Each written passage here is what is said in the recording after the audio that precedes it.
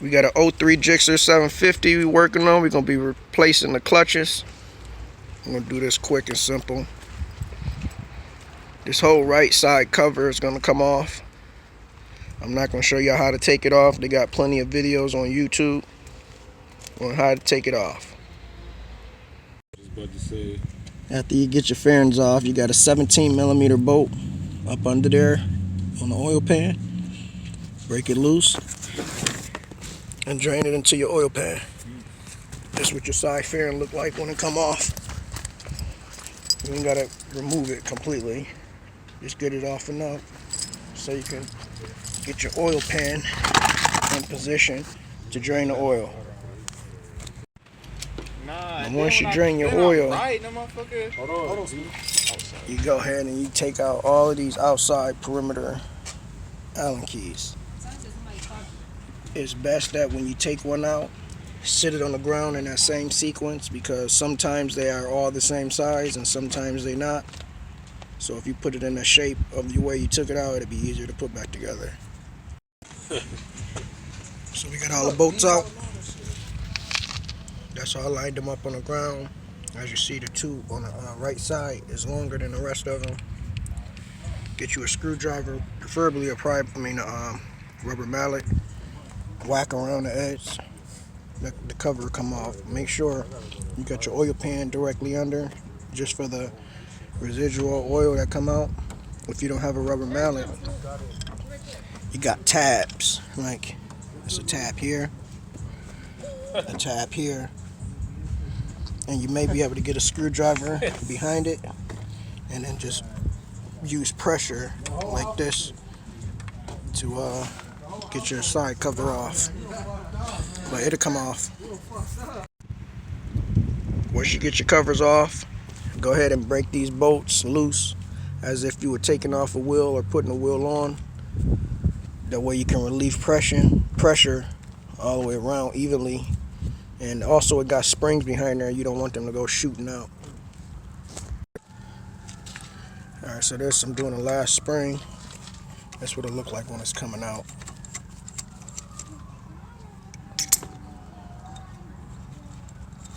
Got a bolt with a washer and a spring. Just set that to the side. This faceplate come off. Just pull it off. Be mindful that the oil under you, because if it splash, it's gonna go everywhere. And then you gotta pull your friction and your steels out one by one. As you see, I got my clutches soaking. But you want to pull them out one by one and keep them exactly in that same order, because that's exactly how they gotta go in. On some bikes, like this, the first friction. Let me get it out.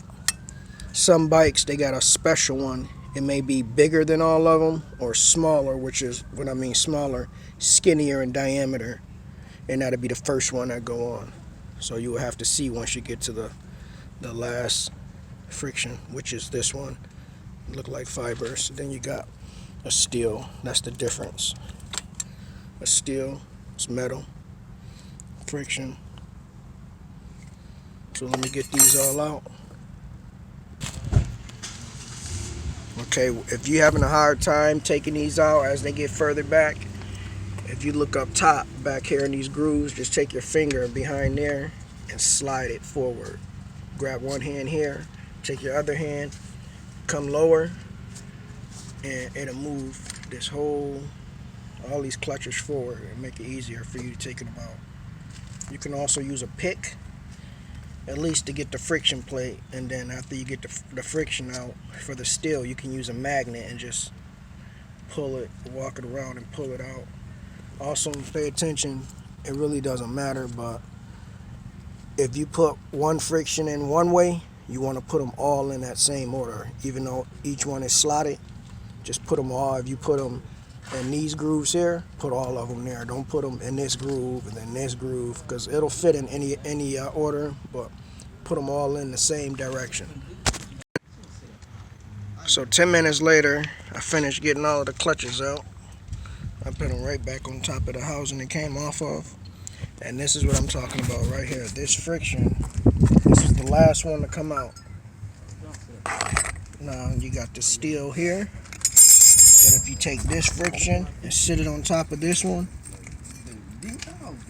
if you look closely, see how much wider it is? This one is skinnier, and the other one is wider. That's what I said, and it'd be different. So this very, very skinny one is your first one to go in to your clutch basket. But you gotta, because I got mine soaking, I gotta go through them. See, I got gloves on and figure out which one is my starting one. After that, the rest of your frictions will be the same, so they'll be the same size. But this is your first one that goes in. Alright, so I picked up all my steels, set them there. Picked up all my frictions, set them there. And just my luck. Uh-oh.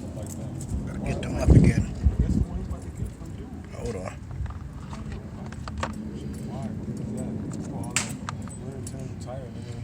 This one is my starting one. I've already matched it up. Hold on, let me get y'all get a view. See how much smaller it is. This is my starting friction plate. That goes in there. Push it back. Make sure it's seated all the way back. Then you put your steel and just repeat the process. That's all in. I'm not going to show y'all because this is a long process. Okay, so we got all the clutches in. I'll make another video of showing how do you know if they worn out, whatever the case may be. But we're just going to install them. So you go ahead and put your plate back on. And this kit comes with a new set of springs.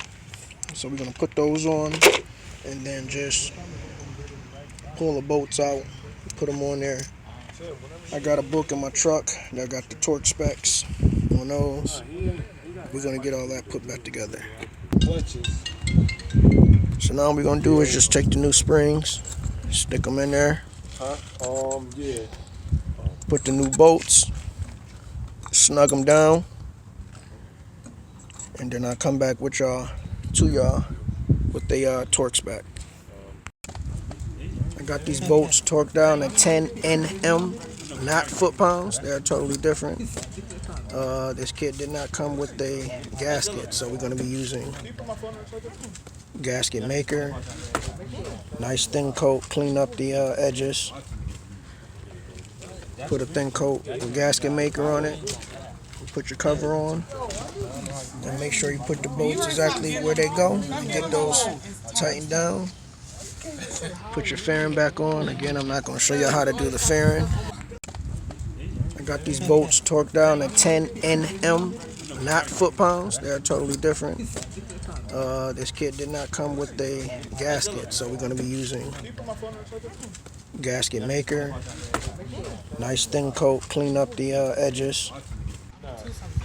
So now we're going to tighten up the clutch cover bolts best way you could, like a star pattern. I know it's impossible to do a star, but you want to go cross corners so the plate goes on or the cover goes on evenly.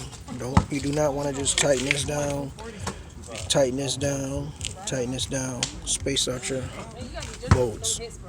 That way each side can go on semi-evenly. I know you can't do a star pattern, but you get the big picture.